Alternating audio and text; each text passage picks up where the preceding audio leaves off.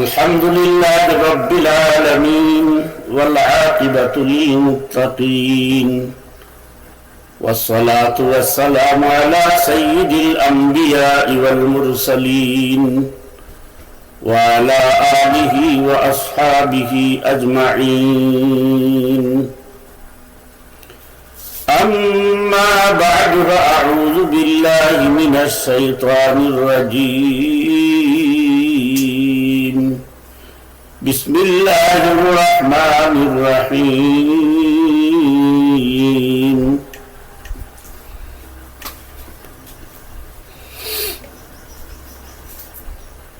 تعاونوا على البر والتقوى ولا تعاونوا على الإثم والعدوان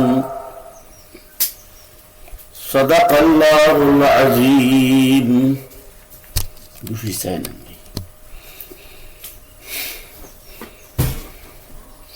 সম্মানিত দর্শক শ্রোতা মণ্ডলী, আল্লাহ রাব্বুল আলামিনের অশেষ মেহেরবানি আজ আপনাদের সামনে আবার উপস্থিত হয়েছি আমার নিয়মিত লাইভ অনুষ্ঠান জিজ্ঞাসার জবাব অনুষ্ঠানে আপনারা ইতিমধ্যে যারা অংশগ্রহণ করেছেন, আমার সাথে যুক্ত হয়েছেন এবং পরবর্তীতে যারা যুক্ত হবেন, এরপর আমার ইউটিউব চ্যানেল নাগরিক বার্তা টিভিতে যারা আমার অনুষ্ঠান দেখবেন, সবাইকে আন্তরিক শুভেচ্ছা ও মুবারকবাদ। সম্মানিত দর্শক শ্রোতা মণ্ডলী, আপনারা ইতিমধ্যে জেনেছেন আজকে আমার জিজ্ঞাসার জবাব অনুষ্ঠানে তিনটি বিষয়ে জিজ্ঞাসা এসেছে। আল্লাহ রাব্বুল আলামিন যদি তৌফিক দান করেন তাহলে আমি এই তিনটি প্রশ্নের তিনটি জিজ্ঞাসার বিষয়ে আপনাদের সামনে জবাব উপস্থাপন করব। আজকে এক ভাই প্রশ্ন করেছেন, আযানের সময় শিয়ালে ডাকে কেন?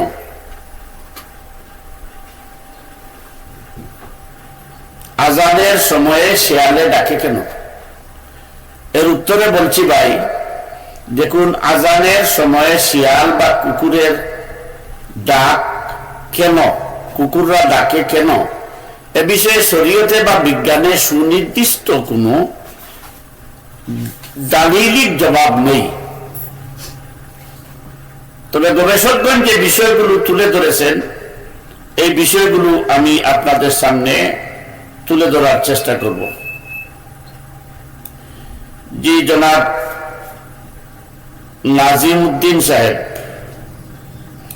ওয়ালাইকুম আসসালাম ওয়া রাহমাতুল্লাহি ওয়া বারাকাতুহু। জি আলহামদুলিল্লাহ, আমি ভালো আছি, আশা করি আপনিও ভালো আছেন। আমার জন্য দোয়া করবেন, আমিও দোয়া করি। আল্লাহ রাব্বুল আলামিন আমাদের সবাইকে আমন সালামত রাখুন, হেফাজত রাখুন, আসমানি জমিনি বলা মুসিবত থেকে হেফাজত করুন। তো আযানের সময়ে শিয়াল বা কুকুরে ডাকে কেন, এর কোনো সুনির্দিষ্ট দালিলিক জবাব নেই।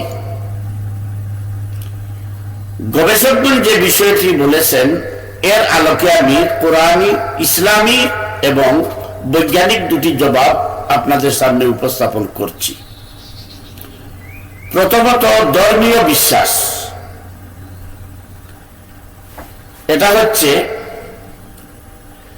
সহিহ বুখারী 608 ও মুসলিমের 389 নম্বর হাদিসে আছে, রাসূলুল্লাহ সাল্লাল্লাহু আলাইহি সাল্লাতু ওয়াস সালাম বলেছেন, যখন মসজিদে মুয়াজ্জিন নামাজের জন্য আযান দেন, তখন শয়তান বায়ু ছেড়ে ছেড়ে পাহাড়ের দিকে পলায়ন করে। জি জনাব, ওয়ালাইকুম আসসালাম ওয়া রাহমাতুল্লাহি ওয়া বারাকাতুহু। জনাব শুভ, সম্ভবত আল্লাহ রাব্বুল আলামিন ভালোই রেখেছেন, আশা করি আপনিও ভালো আছেন। আপনাদের জন্য দোয়া করি, আমার জন্য দোয়া করবেন। তো বুখারী 608 ও মুসলিমের 389 নম্বর হাদিসে আছে, আবু হুরায়রা রাদিয়াল্লাহু তাআলা আনহু থেকে বর্ণিত হাদিস, আল্লাহ রাসূল সাল্লাল্লাহু আলাইহি ওয়াসাল্লাম ইরশাদ করেন, যখন মসজিদে মুয়াজ্জিন নামাজের জন্য আযান দেন, তখন শয়তান বায়ু ছেড়ে ছেড়ে পাহাড়ের দিকে দৌড়াতে থাকে যাতে আজানের ধ্বনি তার কানে না লাগে, না আসে। আবু দাউদ শরীফের 5103 নম্বর হাদিসে আছে, আল্লাহ রাসূল সাল্লাল্লাহু আলাইহি সাল্লাতু ওয়াসাল্লাম বলেছেন, যখন রাতের বেলা বা দিনের বেলা কুকুর, শেয়াল অথবা গাধা বিকট শব্দে গেউ গেউ করতে থাকে, তখন তোমরা আউযু বিল্লাহি মিনাশ শাইতানির রাজিম পড়ো। এই হাদিসগুলোর ব্যাখ্যাতে এবং গবেষকদের গবেষণাতে যে বিষয়টি ফুটে উঠেছে সেটি হচ্ছে, শয়তান যে পলায়ন করে, জিন যে দৌড়াদৌড়ি করে, এই বিষয়গুলো কিন্তু মানুষ তার চক্ষু দিয়ে প্রত্যক্ষ করতে পারে না, মানুষ এই বিষয়গুলো দেখে না। কিন্তু গৃহপালিত বিড়াল বা বন্য বিড়াল, বন্য অনেক প্রাণী, এর মধ্যে কুকুর, শেয়াল, গাধা, এগুলো অনেকগুলো বিষয় অবলোকন করতে পারে, অনুধাবন করতে পারে, দেখতে পারে। এর মধ্যে একটি হচ্ছে শয়তান যে পলায়ন করে, দৌড়ঝাঁপ করে, জিন যে দৌড়ঝাঁপ করে, হাঁটাচলা করে, এগুলো কুকুর, শেয়াল দেখতে পারে। শয়তান যখন পাহাড়ের দিকে বায়ু ছাড়তে ছাড়তে পলায়ন করে, তখন এই ভয়ানক দৃশ্য দেখে কুকুর এবং শেয়াল গেউ গেউ করে চিৎকার করে উঠে। এটা হচ্ছে ইসলামী বিশ্বাস থেকে একটি দলিল, একটি জবাব। জি, বাংলাদেশ জামাতে ইসলামী মিডিয়া। ওয়ালাইকুম আসসালাম রহমতুল্লাহি ওয়া বারাকাতুহু। আলহামদুলিল্লাহ, আমি ভালো আছি। আশা করি আল্লাহ রাব্বুল আলামিন আপনাকেও ভালো রেখেছেন।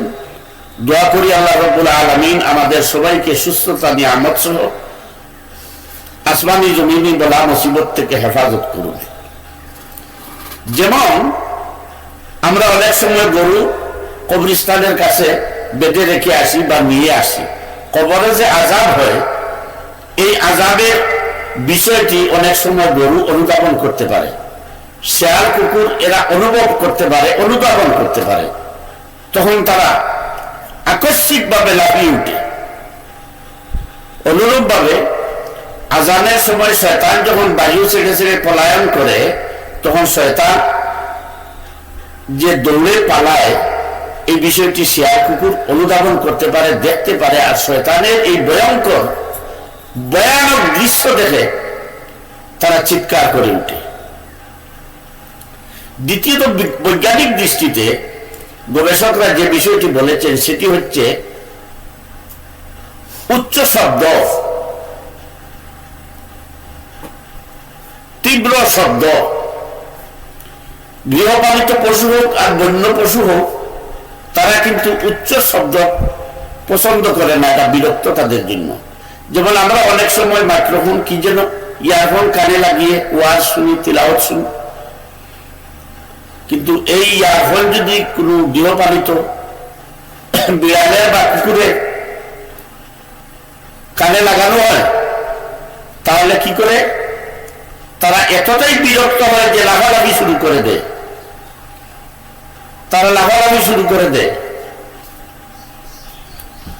তাই মসজিদে যখন আজান হয়, মাইকের হর্নের আওয়াজ যখন শেয়ালের কানে এসে বাসে, বিড়ালের কানে এসে বাসে, কুকুরের কানে এসে বাসে, তখন এই তীব্র শব্দে শিয়ালরা কি করে চিৎকার করে উঠে।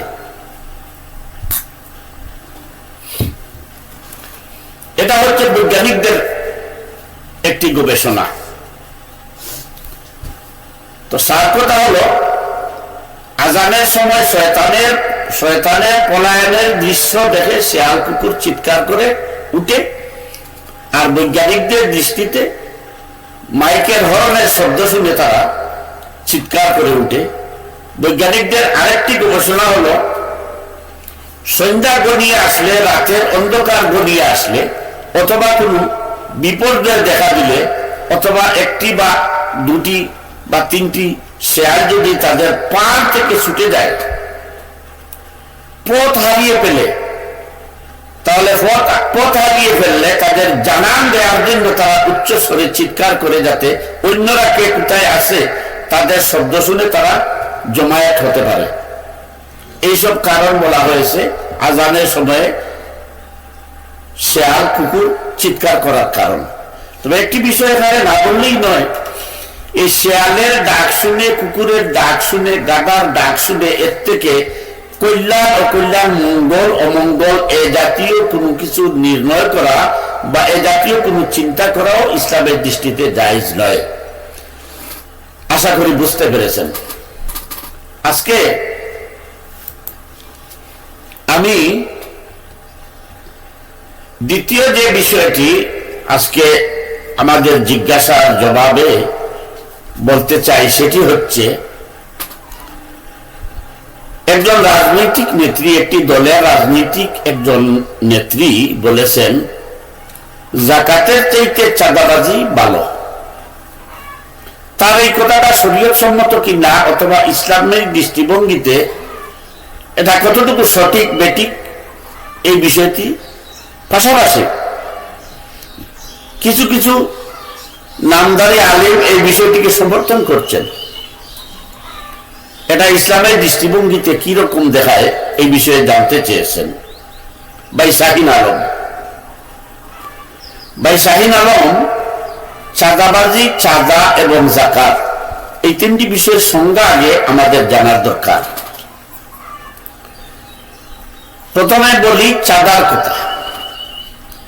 চাঁদা হচ্ছে কোনো প্রতিষ্ঠান, সেটা শিক্ষা প্রতিষ্ঠান হোক, হাট বাজার হোক, মসজিদ মাদ্রাসা হোক, অথবা কোনো মাহফিল হোক,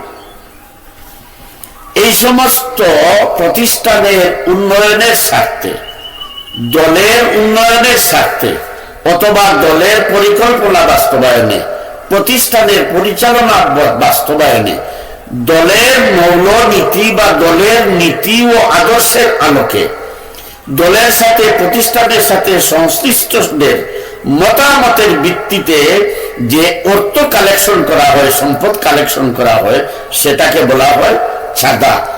আর এটা স্বেচ্ছায় দেওয়া হয়ে থাকে। এটা ইসলামেও স্বীকৃত, প্রচলিত আইনেও স্বীকৃত। সাইয়্যিদুনা মুহাম্মদুর রাসূলুল্লাহ সাল্লাল্লাহু আলাইহি সাল্লাম নিজেও চাঁদা করেছেন। বিশ্বের বিভিন্ন দেশ এইভাবে প্রয়োজনে চাঁদা কালেকশন করে। এই চাঁদা কালেকশন করাটা ইসলামী শরীয়তের দৃষ্টিতেও জায়েজ, প্রচলিত আইনেও জায়েজ, এবং বিশ্বের সবকটি মানব বসতিপূর্ণ স্থানে এই চাঁদা কালেকশনের রেওয়াজ আছে। এবার আসি চাঁদাবাজি কাকে বলে। চাঁদাবাজি বলা হয় কাউকে বই ভীতি প্রদর্শন করে, ক্ষমতার দাপট দেখিয়ে, অস্ত্রের দাপট দেখিয়ে, প্রাণহানির বয় ভীতি দেখিয়ে, জখম করার বয় দেখিয়ে, অস্ত্র প্রদর্শন করে জোরপূর্বক, বলপূর্বক যে অর্থ সম্পদ আদায় করা হয় সেটাকে বলা হয় চাঁদাবাজি। এটা ডাকাতির আরেকটি বিকল্প শব্দ, চাঁদাবাজি। এই চাঁদাবাজি ইসলামী শরীয়তে তথা দুনিয়ার সকল ধর্মমতে সম্পূর্ণ হারাম, নিষেধ। বিশ্বের সমস্ত প্রচলিত আইনেও এই চাঁদাবাজি নিষেধ। বাংলাদেশের প্রচলিত আইনের দণ্ডবিধির 383 থেকে 389 নম্বর ধারা মোতাবেক চাঁদাবাজি একটি শাস্তিযোগ্য অপরাধ। সুতরাং চাঁদা বৈধ, চাঁদাবাজি অবৈধ। চাঁদা জায়েজ আর চাঁদাবাজি হচ্ছে হারাম, নাজায়েজ। প্রচলিত আইনেও চাঁদাবাজি সম্পূর্ণ হারাম, নিষেধ, দণ্ডনীয় অপরাধ। এবার আসি যাকাতের কথায়। সম্মানিত দর্শক শ্রোতা মণ্ডলী, পবিত্র কুরআনুল কারীমে নামাজের পাশাপাশি 19টি সূরায় 28 বার সহ 32 বার আল্লাহ রাব্বুল আলামিন যাকাতের কথা বলেছেন।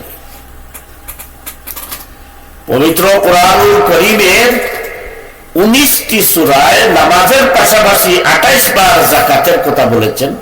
সর্বমোট 32 বার যাকাতের কথা বলেছেন, যাকাত প্রদানের কথা বলেছেন। নামাজ যেভাবে গুরুত্বপূর্ণ, ইসলামে মৌলনীতি, মৌলিক বিধান, মৌলিক স্তম্ভ, যাকাত প্রদান করাও ইসলামের মৌলিক 5টি স্তম্ভের একটি স্তম্ভ যাকাত প্রদান করা। এই যাকাত সম্পর্কে আল্লাহ রাসূল সাল্লাল্লাহু আলাইহি সাল্লাম হাদিসের মধ্যে বলেছেন, বুনিয়াল ইসলামু আলা খামসিন শাহাদাতি আল্লা ইলাহা ইল্লাল্লাহ ইলা আখিরিল হাদিস। হাদিসের মধ্যে আল্লাহ রাসূল সাল্লাল্লাহু আলাইহি সাল্লাম ইসলামের বুনিয়াদ বলেছেন 5টি: ঈমান বা কলিমা, নামাজ, রোজা, হজ, তারপরেই হচ্ছে যাকাত। যাকাত ইসলামের মৌলিক 5টি স্তম্ভের একটি স্তম্ভ। কেউ যদি যাকাত অস্বীকার করে, যাকাত প্রদান করা যদি অস্বীকার করে, অথবা যাকাতকে যদি চাঁদা বা চাঁদাবাজির সাথে তুলনা করে, বিশেষত চাঁদাবাজির সাথে যদি তুলনা করে, তাহলে নিঃসন্দেহে বেলাসত তার ঈমান ধ্বংস হয়ে গেছে, ঈমান নষ্ট হয়ে গেছে। কারণ ইসলামের 5টি স্তম্ভের একটি স্তম্ভ হচ্ছে যাকাত। সেটাকে যদি চাঁদাবাজির চাইতে উত্তম বলে, তার মানে ডাকাতির চাইতে যদি ডাকাতিকে যদি যাকাতের চাইতে উত্তম মনে করে, তাহলে তার ঈমান থাকার কোনো প্রশ্নই উঠে না। পাশাপাশি কোন মৌলবী হোক আর বেগাইরে মৌলবী হোক, কোন পীর হোক অথবা কোন নামদারি পীর হোক অথবা দরবেশ হোক, কেউ যদি যাকাতের চাইতে চাঁদাবাজি উত্তম এই শব্দটিকে সমর্থন করে না, তাকে মৌলবী বলা তো পরের কথা, তার ঈমান আছে কিনা সে বিষয়ে তার নিজেরই বিবেকের কাছে প্রশ্ন করা উচিত। সম্মানিত দর্শক শ্রোতা মণ্ডলী, 2 নম্বর প্রশ্নের জবাবটি আবারও বলছি। চাঁদা ইসলামী শরীয়ত অনুযায়ী জায়েজ। প্রচলিত আইনে বিশ্বের সব দেশে মানব বসতি যেখানে আছে সবখানেই বৈধ পন্থায় সংগঠন, সংস্থা, প্রতিষ্ঠান এর নীতিমালার আলোকে দাতার সম্মতিক্রমে চাঁদা জায়েজ, এবং এটাকে ক্ষেত্রবিশেষ ইবাদতিও বলা হয়। কারণ আল্লাহ রাব্বুল আলামিন বলেছেন, তাআওয়ানু আলাল বিররি ওয়াত তাকওয়া ওয়া লা তাআওয়ানু আলাল ইসমি ওয়াল উদওয়ান। জি জনাব মতিউর রহমান আহাদ ভাই, আপনি অনেকক্ষণ পরে এসেছেন। ওয়া আলাইকুম আসসালাম ওয়া রাহমাতুল্লাহি ওয়া বারাকাতুহু। শারীরিক অবস্থা কেমন আছে? আলহামদুলিল্লাহ আমি ভালো আছি। আপনার প্রতি আমার দোয়া রইল। জি, আপনার প্রতি আমার দোয়া আছে। আমার জন্য খাস দোয়ার দরখাস্ত, আল্লাহ রাব্বুল আলামিন যেন আমাদেরকে আসমানি জমিনি বলা মুসিবত থেকে, বিশেষত জমিনের ফিতনা ফাসাদ থেকে যেন আল্লাহ রাব্বুল আলামিন আমাদেরকে বাঁচিয়ে রেখে ইকামতে দ্বীনের তরে যেন বীর সৈনিকের মতো কাজ করতে পারি। আমরা কোনো কাপুরুষদের ভয় করি না, কোনো ফতোয়াবাজদের ভয় করি না, কোনো চাঁদাবাজদের ভয় করি না। ভয় করি একমাত্র আল্লাহ রাব্বুল আলামিনকে, তার আযাবের ভয় করি। তার কাছে কি জবাব দিব সেই ভয় করি। মারা যাবো এই ভয় আমরা করি না, কারণ আমরা জানি এপারে দুনিয়া ওপারে জান্নাত। আর কাপুরুষ দ্বারা তারা মৃত্যুর ভয় করে, কারণ তারা বুঝে যে এখানে যেভাবে চলাফেরা করতেছে, চাঁদাবাজি করে, দাঙ্গাবাজি করে, ক্ষমতার দাপট দেখিয়ে, প্রতারণা করে, মরলে যে কত ডিগ্রি তাদের উপরে চলবে এই বয়ে তারা আতঙ্কিত থাকে। আলহামদুলিল্লাহ আমরা ভালো আছি, শান্তিতে আছি, এবং সত্য কথা যেন মরার আগ পর্যন্ত বাহুসে আল্লাহ রাব্বুল আলামিন বলার তৌফিক দান করেন। তো আমি দ্বিতীয় প্রশ্নের জবাবটি আবারও দিয়ে সংক্ষেপে দিয়ে আমি এখানে শেষ করছি। দ্বিতীয়টি, চাঁদা হচ্ছে জায়েজ। আল্লাহ রাসূল সাল্লাল্লাহু আলাইহি ওয়াসাল্লাম চাঁদা করেছেন। বিশ্বের যেখানেই মানব বসতি আছে, দাতাদের সম্মতিতে প্রতিষ্ঠানের নীতিমালার আলোকে মাসিক আনত নেওয়া জায়েজ, চাঁদা দেওয়া জায়েজ, নেওয়া জায়েজ। আল্লাহ রাব্বুল আলামিন বলেছেন, তাআওয়ানু আলাল বিররি ওয়াত তাকওয়া ওয়া লা তাআওয়ানু আলাল ইসমি ওয়াল উদওয়ান। যেখানে তাকওয়ার ভিত্তিতে, তাকওয়ার সমন্বয়ে সত্য কাজ, সৎ কাজ চলে হয়, সেখানে তোমরা সহযোগিতা করো। ওয়া লা তাআওয়ানু আলাল ইসমি ওয়াল উদওয়ান। প্রতিহিংসা পরায়ণ হয়ে প্রতিহিংসা পরায়ণ হয়ে যেখানে মন্দ কাজ হয় সেখানে তোমরা কোনো অবস্থাতেই সহযোগিতা করো না। অতএব ভালো কাজের জন্য স্বেচ্ছায় সংগঠনের প্রতিষ্ঠানের নীতিমালার আলোকে নিয়মিত অনিয়মিত এককালীন চাঁদা দেওয়া যায়, কিন্তু চাঁদাবাজি সম্পূর্ণ হারাম ইসলামের আলোকে এবং বিশ্বের সমস্ত দেশের প্রচলিত আইনে চাঁদাবাজি একটি দণ্ডনীয় অপরাধ। বাংলাদেশেরও 383 থেকে 381 দণ্ডবিধি অনুযায়ী চাঁদাবাজি একটি দণ্ডনীয় ফৌজদারি দণ্ড শাস্তিযোগ্য অপরাধ। এখন এই চাঁদাবাজির সাথে যদি কেউ জাকাতের মতো ফরজ বিধানকে, নামাজের পরেই জাকাতের কথা আল্লাহ রাব্বুল আলামিন যেখানে কোরআনের 14-19টি সূরায় 32 বার বলেছেন, এই ফরজ বিধানকে যদি কেউ চাঁদাবাজির সাথে তুলনা করে এবং বলে জাকাতের চাইতে চাঁদাবাজি ভালো, তাহলে তার ঈমান চলে গেছে। এখন যদি কোনো মৌলবী কোনো দলের প্রতি প্রতিহিংসা পরায়ণ হয়ে বলে যে এটা তো আমাদেরকে বলে নাই, অমুক দলকে বলেছে, সুতরাং ওই বেটির কথা ভালো, তাহলে তার ঈমান চলে গেছে।